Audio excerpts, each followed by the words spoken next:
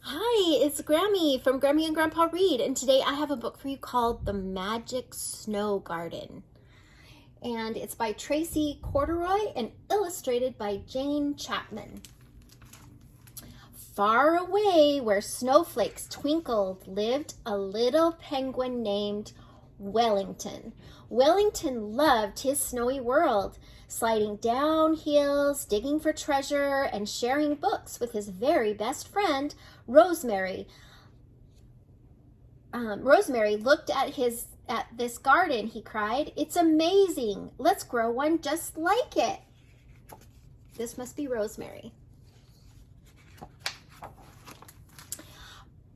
Percy, called Wellington, I'm going to grow a garden. Oh, Wellington, chuckled Percy, that's impossible. We don't grow things, we fish. Mabel smiled.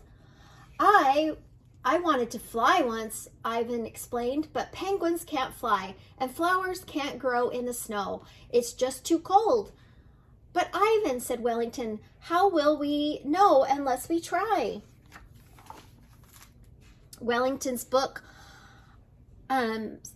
all said the same thing. To grow flowers, you needed seeds, but there weren't any seeds in their snowy white world. Not one. There must be a way, Rosemary chirped as they shared a cookie. Wellington looked at the shiny blue wrapper. With a fold here and there, it was just like a tulip. He cried, Wellington, I can make a garden instead. So Wellington filled his biggest net with things to make his garden: wrappers, buttons, pieces of Ivan's old clocks, pearly white seashells that Rosemary had given him. For days, Wellington raced around, folding and twirling, glittering and gluing, digging and planting until... Ta-da! Now all of the wrappers were beautiful flowers and the buttons were bright bumblebees. Clockwork trees dotted the hills and sprinkled with soft snow. Ooh, it is pretty and colorful, huh? Look, Percy pointed out. Wow, Mabel gasped. He's done it, Ivan smiled. Wellington made a magical snow garden, they cried. But the garden had no wall to keep it out the wind, and that very night the storm blew it in. It whipped and whirled and roared and whooshed. It's okay, said Mabel. You tried your best. They brought him warm milk and cookies, but Wellington shook his head. No thanks, they sighed. Just then he heard a flutter of wings, and Rosemary dropped something on his lap. Slowly, Wellington smoothed out the shiny blue wrapper. Then he folded it just so. The first tulip for the next garden, Wellington decided.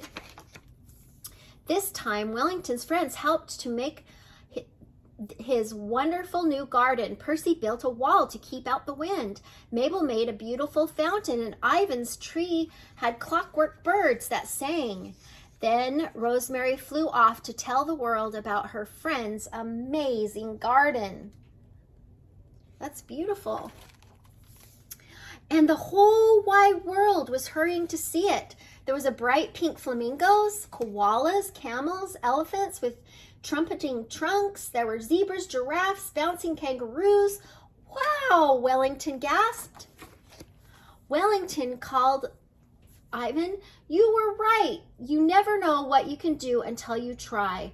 Hooray for Wellington, everyone cheered, and his magical garden in the snow. Oh, whoops. Whoopsie daisies. That came out.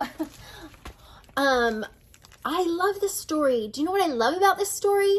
Is that even though, he tried his garden, and even though it got blown away, he tried again, and then his friends joined in and helped him and made it even better. So remember that sometimes when things don't work out, it's okay. You can always try again. I hope you like this book. Please subscribe to our channel and like the video.